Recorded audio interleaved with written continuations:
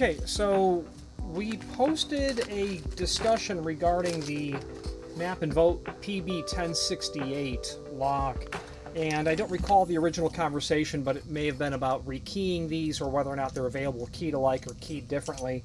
And a client through YouTube posted, the plug of many disc tumbler locks is removed by activating the retainer disc behind the last active disc. Many manufacturers provide a change key that accomplishes this. Well, that's true. Compex does. It's a core change key. The client goes on to say, but even without that, you can manipulate the lock to the unlocked position and insert an instrument into the cylinder, lift the retainer, and remove the plug. That's true as well. With the plug removed, it is a matter of recombinating the wafers. If new wafers are not compatible with readily available industry standards, and the client suggests ESP or CCL as manufacturer, Corbin cabinet lock, then you can simply rearrange the wafers you have. In addition, GMS CCL Compex all-cell pin tumbler locks that will work on bypass doors, plunger type. Yeah, GMS actually has interchangeable core locks that do that. Okay, so the client is basically saying you can rekey these types of locks, and they've suggested the means by which you extract the core out of the housing, and the client has gone on to say some manufacturers even offer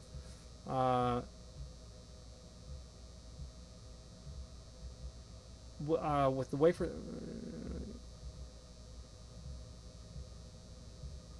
Well, the client's not suggesting it, but saying, you can rearrange the wafers. These Compex, they sell a pin kit for that with different disc tumblers. The client's referred, the plug of many disc tumbler. The client's using the correct terminology. What's in this? There are 3 tumbler types. Lever tumbler, which we never see nowadays, but they still exist. Disc tumbler, and then pin tumbler.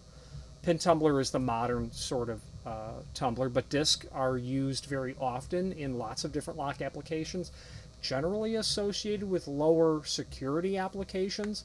And lever tumbler are locks that are used on bit and barrel locks, 18th, 19th century technology, but they're also still used very much so today. And very high security safe locks are based on lever tumbler. And also safe deposit boxes are lever tumbler as well. So they're still very common, but that's really old technology. However, since we're talking about tumblers, lever tumbler, disc tumbler, pin tumbler.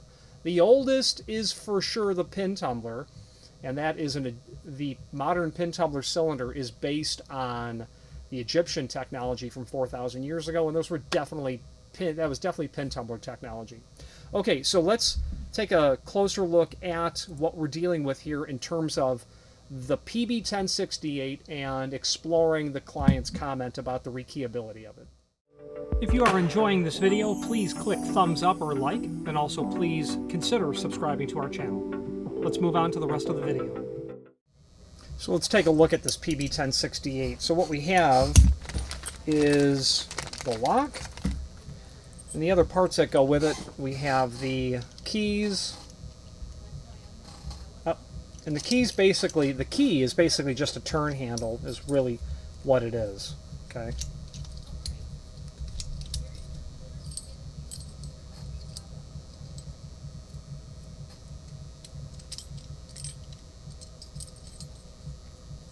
All right, so yeah, those do run a little bit rough. I've seen that in the past where there's always been a quality control problem with these operating smoothly.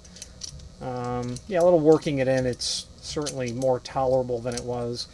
Now, the bottom line is, the client is saying that you should be able, behind the last disc wafer, there can be a spring-loaded tab that you can pull back and pull the core out. there isn't one of those back there, and if there was, it would really be a specialty item to know how to remove that. There's no other evidence anywhere around the circumference that we can get that plug out. So it's not coming back out from back here. Now, when I look in the back of this, I do see something interesting.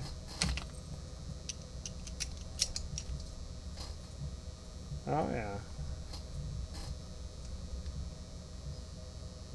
I see evidence of a C-clip back there inside of here. The issue is, boy, how would I get to that? How would I actually... It's not a very convenient place within which to... Yeah, there's that C-clip there. Yeah, it seems to move. So, getting a tool back there to get that C-clip, I don't see that being really possible at all. Or at least not easy. I do see some evidence here of... Let me back up. What would be really convenient would be to get the tailpiece out of the way. Okay? If I can get this out of the way, I can get to that C-clip a lot easier. I do see evidence of something here, and I look at that and I study that, and I wonder, is that an Allen drive, or what's happening here? Or can I hammer that pin out? Well, it turns out you can drive it out. And let me show you on a lock that I have disassembled what it looks like. Let's move forward. If you've not hit subscribe yet, we would very much appreciate if you did, and hopefully you're enjoying this video. Let's move on to the rest of the video. Okay, so what I did was, well, I've disassembled it, is the bottom line. That's what I've done. And all it took was driving out that pin. And I was able to insert a small piece of steel in there and place that onto a vise and tap that pin out. Those splines on the side are what are holding it in, holding the tailpiece in. So the tailpiece is going to go in. The axle, or the pin, will go through, and all I'm going to do is tap that down to reset it. So when I put it back together, so I can pull all this apart, I pulled the spring clip off. In fact, it was quite loose to begin with, allowing me to get to the plug. Now, the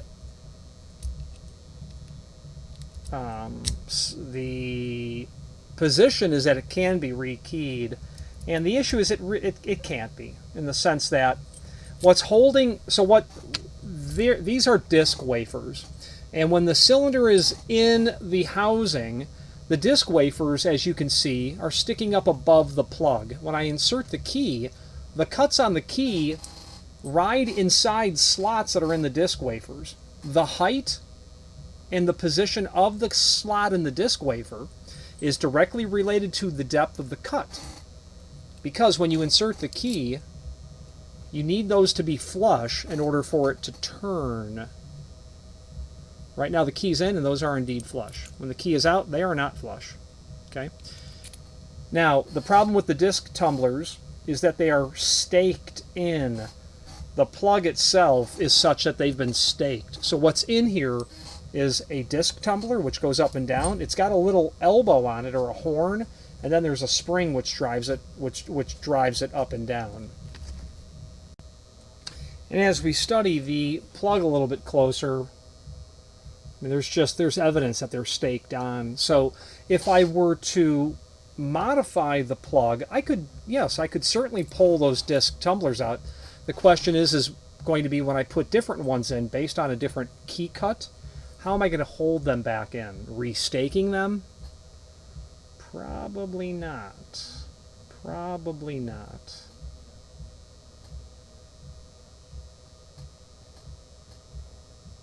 Probably not. Yeah, so you can see the evidence of them being staked right here. 3 here, and then 2 on this side. There are 5 disc tumblers in there.